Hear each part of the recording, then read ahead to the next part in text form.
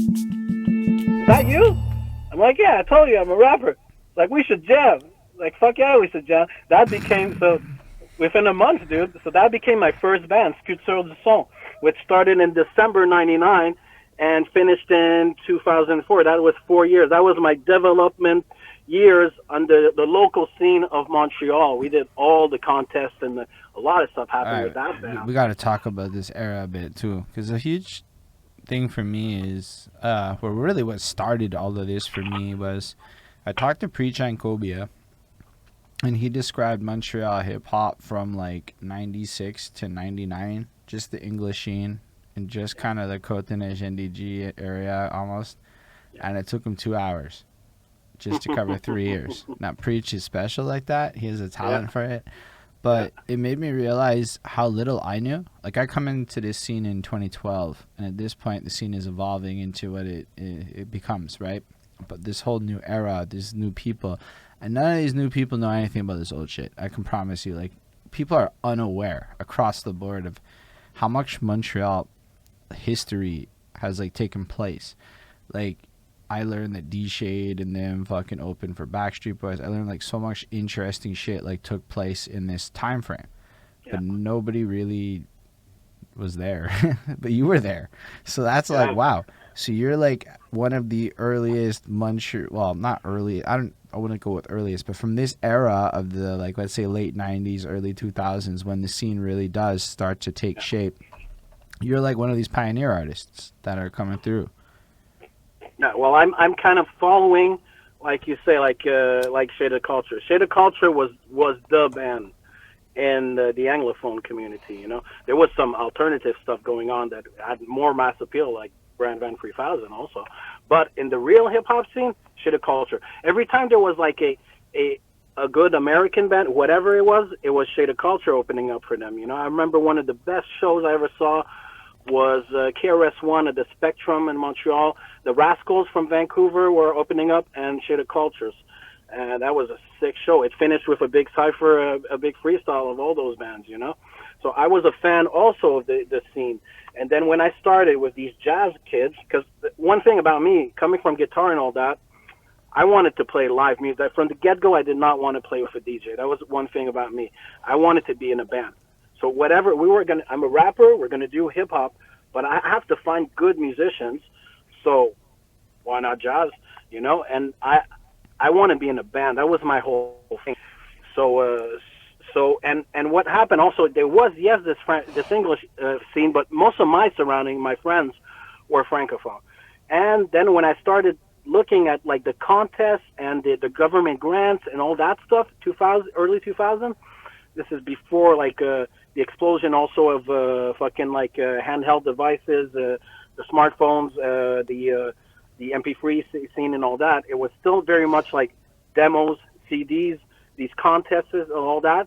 But most of the stuff you could participate in was for the francophone scene. There was much more possibilities for francophones. So for me, I made a conscious choice, even though I was way more into English stuff, and I think I could write better in English. I decided to do like francophone hip hop because I wanted to do all these contests and all that. So I did for 2000 to 2003 almost. It was only francophone. Then that band became like bilingual. By the end of the band, the last year, it was like only anglophone because we had a lot of failed deals. We won contests, but we had some failed deals, and you know there's a lot of stuff that didn't happen for us. So at the end, we were doing a lot of improv, and I had a lot of like sound processors with my voice.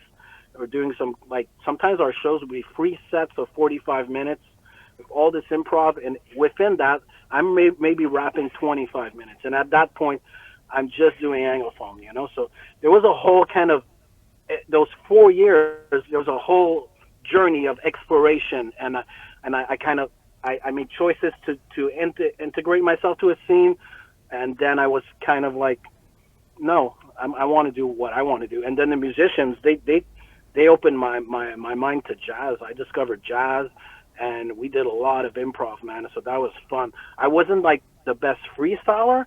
For me, improv was the jazz improv. So it was kind of to improvise on music that is spontaneous. you know. So I would kind of do medleys of my stuff and do little parts that were improvised vocally, and then I'd have machines, man. I'd just do some crazy shit with my vocals, you know. Like the It was loop fun. machine kind of stuff. Yeah, and just like sound processors and loop machines. Yeah, I All had a right. So sequencer also. Just I would use noise. so what's it like performing in a smoking allowed Montreal and all that vibe? Like what's it like in that scene? Because like everything changed in '05 when they banned smoking. Like the entire fucking party Yeah. life Well, the first. drastically shifted. So my first demo was good. So the song was like March 2000. 4 songs, a demo. We went to a real studio and all that. And our launch was at L'Air du Temps. This is one of the last. Well, there's still a little bit, but this was a really legendary small jazz venue in old Montreal. There's a movie with De Niro called The Score, I think. There's parts that are filmed in that bar, right? This bar was very small and very smoky, and it was just a jazz bar. But because I was with all these jazz musicians, we played there, and it closed like a year after. So our launch was with all these jazz legends that I did not know at all. A lot of old men, and they were impressed by my bass player, especially François Turgeon. But and I was just this naive kid, and I was doing like hardcore kind of borderline activism, kind of violent francophone hip hop, you know, mixed with jazz fusion. It was just weird shit. And yeah, a lot of smoke, man, and a lot of like small venues with like small roofs on, and you're touching the fucking roof. And I'm asthmatic, and sometimes it gets so smoky, dude. Like I'd almost fucking be choking on scene, man. But it was fun because it was organic, man, and people were very open-minded, man. Like it was a lot of stuff going on. As far as like live hip hop, I know some people did it before me. There was Dice B that did it before me, a couple of years, and then there was Loco Locas that Dice B. But these guys never recorded. It was like they did it live, or they had an album with beats, and then when they came live, they did it with live musicians. Me, I recorded with a band. I was in a band. So my contribution, as far as those years, was one of the first people to do it with live, organic jazz musicians that was actually doing everything live. There was never beats, never sequences in what we did. So that's what I did. And it was just how it happened. It's the people that I met and how it evolved. It was fucking awesome. I had a time of my life, man. That's serious. Just out of curiosity, were you getting paid to perform? I mean, we did a lot of bars in those days. We'd get paid, like not a lot. I mean, we were 4 musicians. If we'd get $200 by the end of the night, that'd be kind of really good, you know. Often it was just like free drinks, but a lot of free drinks. Often you go back to the same places, so you can kind of almost have open bar, and a lot of friends, you know. And then maybe we'll get whatever 150, 175. We do like normally 2 sets, like 2 50-minute sets or something. So I was like a little alternative rap artist because that's it. There wasn't a lot of people doing this live organic jazz stuff. For me, like the Roots was a huge influence, you know.